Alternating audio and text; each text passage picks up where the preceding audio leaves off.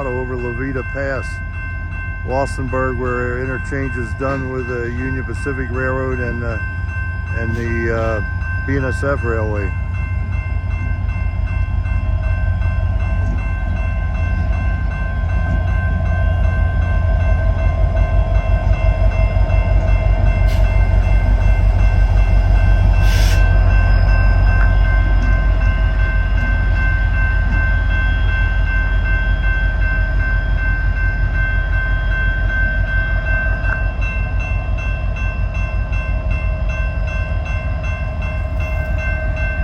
The locomotives are Electromotive Division, General Motors Corporation, Macoka, Illinois plant where I worked.